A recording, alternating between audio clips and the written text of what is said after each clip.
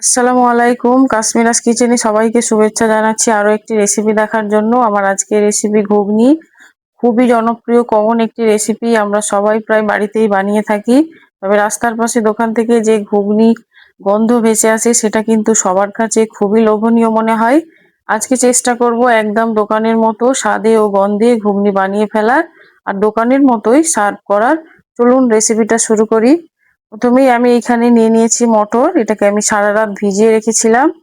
Pressure কুকারে নিয়েছি দুটো আলু দিয়ে এটাকে 3 থেকে 4টে সিটি দিয়ে সেদ্ধ করে নেবো। দিয়ে দিলাম 1 কাপ পানি, 1 টেবিল চামচ লবণ ও 1 চিমটি হলুদ দিয়ে আমি প্রেসার কুকারে ঢাকনা দিয়ে ঢেকে দেবো। 3 থেকে 4টে সিটি দিয়ে সেদ্ধ করে নেবো। দেখুন মটরটা আমার সেদ্ধ হয়ে গিয়েছে। এবার মটর থেকে আমি আলাদা করে নিচ্ছি আলুটা। আলুটা পরে ব্যবহার করব। দেখুন মটরটা একদম সেদ্ধ হয়ে গিয়েছে। ঘুগনি বানানোর জন্য কি কি মশলা লাগবে একটু দেখিয়ে দিচ্ছি। এখানে একটা পেঁয়াজকে কুচি করে নিয়েছি, টমেটো কুচি, ধনেপাতা কুচি, কাঁচা লঙ্কা কুচি, আদা রসুন বাটা, একটা শসা, 1 টুকরো লেবু আর একটু চানাচুর। চলুন ঘুগনিটা এবার বসিয়ে দিই। গ্যাসের ওভেনটা অন করে একটা কড়াই বসিয়ে দিয়েছি।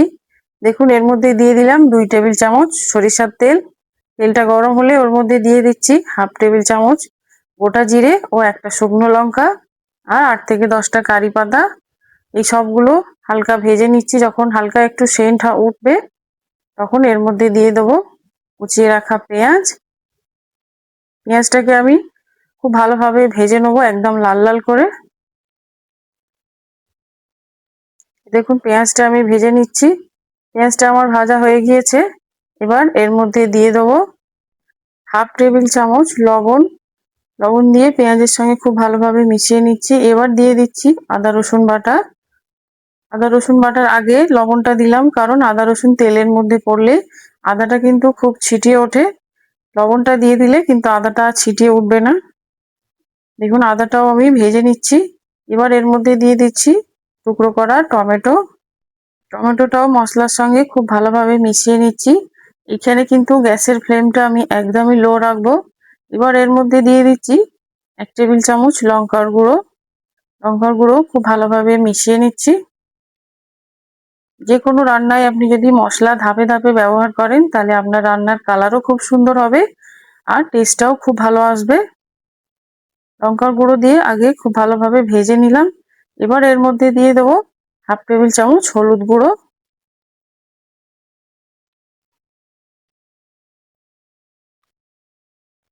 হলুদ গুঁড়োটাও আমি খুব ভালোভাবে মিশিয়ে নিচ্ছি। দেখতেই পাচ্ছেন আমার মশলার কালারটা কত সুন্দর হয়েছে। এবার এর মধ্যে দিয়ে দিলাম 1/2 টেবিল চামচ জিরের গুঁড়ো।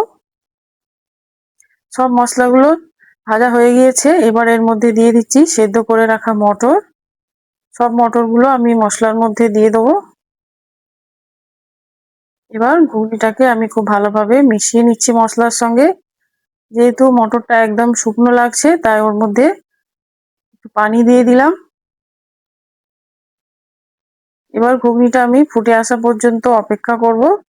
যে আলুটা আমি সেদ্ধ করে আলাদা উঠিয়ে রেখেছিলাম সেটাকে খুব ভালোভাবে মেখে নিয়েছি। এবার এর মধ্যে দিয়ে দিচ্ছি। দেখুন আলুটা যদি আপনি এরকম করে মেখে দেন তাহলে ঘুগনিটা খুব ভালো হবে খেতে। আমরা সবাই বাড়িতে ঘুগনি বানাই, তো এইরকম পদ্ধতিতে একবার বাড়িতে ঘুগনি বানিয়ে দেখবেন, আশা করছি খুবই ভালো লাগবে। দেখুন আমার ঘুগনিটা প্রায় বানানো হয়ে এসছে। এবার এর মধ্যে দিয়ে দিলাম 1/2 টেবিল চামচ জিরের গুঁড়ো ও একদম সামান্য গরম মশলা। সবগুলো খুব ভালোভাবে মিশিয়ে নিচ্ছি।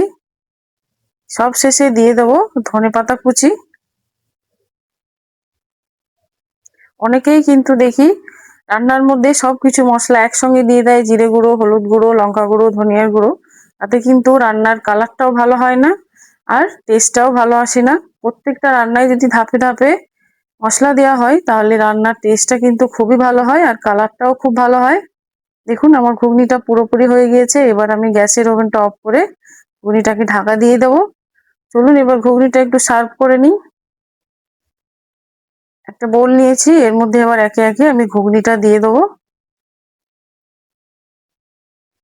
এবার এর মধ্যে দিয়ে দিচ্ছি একটু পাতি লেবুর রস। দিয়ে দিচ্ছি শসা কুচি, এরপর দিয়ে দিচ্ছি ধনেপাতা কুচি, তারপর দিয়ে দিলাম পেঁয়াজ কুচি, এরপর দিয়ে দেবো চানাচুর ও কাঁচা লঙ্কা কুচি। দেখুন ঘুগনিটা আমার দেখতে কত সুন্দর লাগছে। ঘুগনিটা একদম রেডি হয়ে গিয়েছে। আশা করছি আমার আজকের রেসিপি খুবই ভালো লেগেছে। ভালো লাগলে একটা লাইক করে, আর আপনারা কিরকম ঘুগনি বানান আমাকে অবশ্যই কমেন্ট করে জানাবেন। আর আমার আজকের এই রেসিপিটা অবশ্যই ফলো করবেন, আর বেশি বেশি শেয়ার করে দেবেন। যারা এখনো সাবস্ক্রাইব করেননি অবশ্যই সাবস্ক্রাইব করে আমার চ্যানেলের সঙ্গেই থাকবেন। আবারও নিয়ে আসবো অন্য এক রেসিপি। সবাই ভালো থাকবেন। আল্লাহ হাফেজ।